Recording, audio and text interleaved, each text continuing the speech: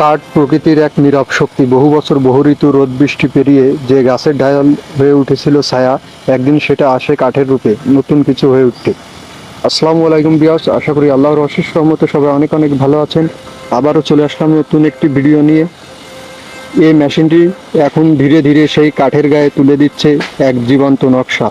প্রতিটি রেখা, প্রতিটি কাঠ যেন সময়ের সঙ্গে তাল মিলিয়ে বলছে এক একটি গল্প। এই নকশা তৈরি শুধু প্রযুক্তির নয়, এর পেছনে আছে মানুষের কল্পনা, ডিজাইনারের চিন্তা আর কারিগরের নিখুঁত পরিশ্রম। একটা সাধারণ কাঠখণ্ড যেটা হয়তো একসময় কোনো বনের এক কোণে পড়েছিল, আর সেটি হয়ে উঠছে এমন কিছু যা হয়তো কারো ঘরের শোভা বাড়াবে, কারো বাসার চেয়ার, কারো নামফলক অথবা কারো উপহার সামগ্রী। শিল্প শুধু বা ক্যানভাসে হয় না, এই ধরনের কাঠের কাজও এক ধরনের নীরব শিল্প। শব্দ আছে, গতি আছে, কিন্তু তাতেও একটি নীরবতা, যেখানে কেবল শিল্পীর অনুভবই কথা বলে। এই মেশিনের প্রতিটি অংশ কাজ করে নির্ভুলভাবে, কোথায় কতটুকু গভীরতা, কোথায় কোন অ্যাঙ্গেল, সবকিছু আগে থেকে ডিজিটালভাবে নির্ধারিত।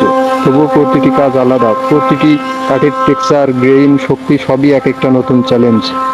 এই কাজ সময় সাপেক্ষ, কিন্তু সেই সময়টাই তো শিল্পের আসল সৌন্দর্য। জোর করে করা যায় না, ধৈর্য লাগে, যত্ন লাগে, আর লাগে মনের ভালোবাসা। আজকাল অনেকেই চটজলদি রেডিমেড জিনিসে অভ্যস্ত, কিন্তু এই ধরনের হস্তনির্মিত বা কাঠে ডিজাইন করা কাজ এখনো যে কতটা আকর্ষণীয় তা দেখলেই বোঝা যায়। একটা কাঠের উপর এত সূক্ষ্ম কাজ, ছোট ছোট রেখা, গোলাপের পাপড়ি, বাংলা বর্ণ, ইসলামিক মোটিভ সবই ফুটে উঠছে যেন জীবন্ত হয়ে। একটা কাঠখণ্ড কেবল কাঠ থাকে না, তা হয়ে যায় পরিচয়ের প্রতীক, সংস্কৃতির বাহক।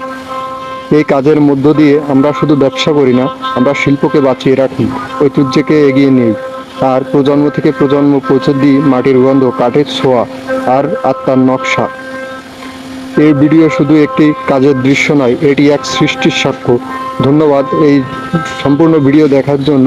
সকলে ভালো থাকবেন, সুস্থ থাকবেন। দেখা হবে আবারও নতুন কোনো ভিডিও নিয়ে। আল্লাহ হাফিজ।